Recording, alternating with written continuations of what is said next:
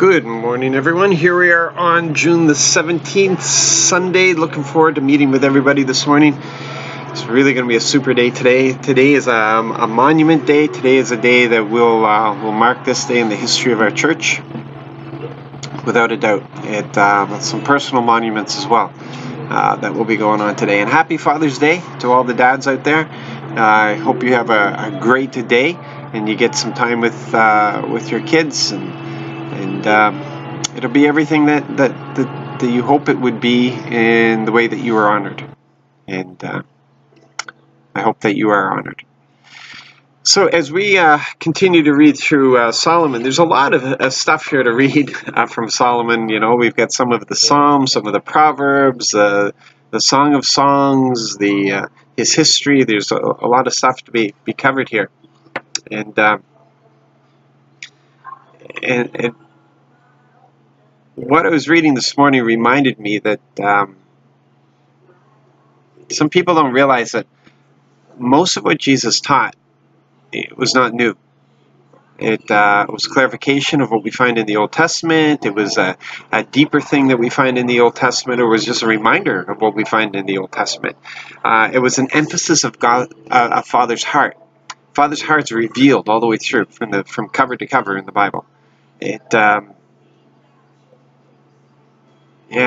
just amazing stuff when we're reading the Old Testament and these things get flagged and we go, oh yeah, that's Dad, and we applaud and cheer and worship him for who he is. But we heard, we've read where Jesus teaches, love your enemies, right? Pray for those who persecute you. He says, so you love those who love you, big deal. What does it take to do that? Try loving those who hate you. You know, it talks about giving to those who ask, and we have the example of the Good Samaritan that he gave us, understanding that the Jews and the Samaritans considered each other enemies, and it was the Jew who was rescued by the Samaritan, his enemy, and we find in the Old Testament, in this proverb, in Proverbs 25, we're looking at verse 21, chapter 25, verse 21. It says, if your enemies are starving, feed them some bread.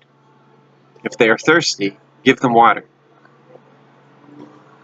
If your enemies are starving, feed them some bread. If they are thirsty, give them water to drink. It's the Old Testament. We have more reason to do that now than we ever did before, a greater revelation. And yet, most of us fail in doing this. And it says, by doing this, you will heap burning coals on their heads. It's burning coals of kindness, really, on their heads. Now, there's nothing saying that this is easy. Dad calls us to do very difficult things. He expects us to do very difficult things. He does very difficult things. He wants us to be a reflection of his heart.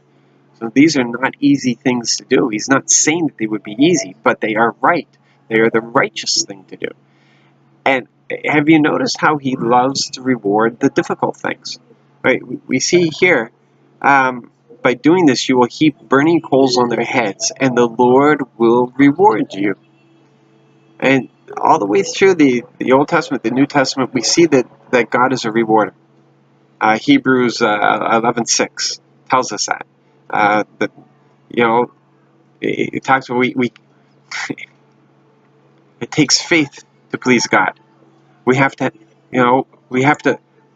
approach him. We have to believe he is, and that he is a rewarder of those who diligently seek him.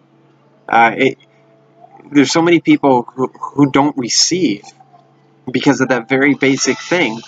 They're only willing to believe to a certain extent. They're only willing to believe that God is.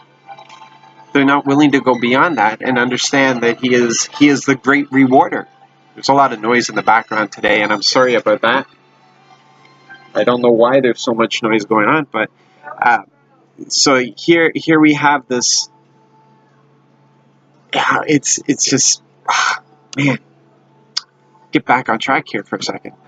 Yeah, faith is the love is the foundation of the kingdom, but there's no operation. We want to operate in love, but what puts wheels on love is faith, and of course trust is part of that. And God is a rewarder.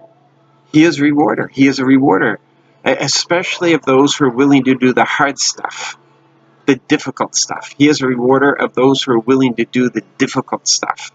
Wow. Can you accept that this morning? I hope you can, because we're called to do something very hard today. And I believe, I trust that He is the rewarder of those. He is the rewarder of those. There will be reward. We don't do it for reward. We do it out of love and obedience and trust. But at the same time, I'm not going to deny the fact that He is a rewarder. I will accept that from Him, and it honors Him. It honors Him. So you have a blessed day. Looking forward to our worship and what's going to come out of today.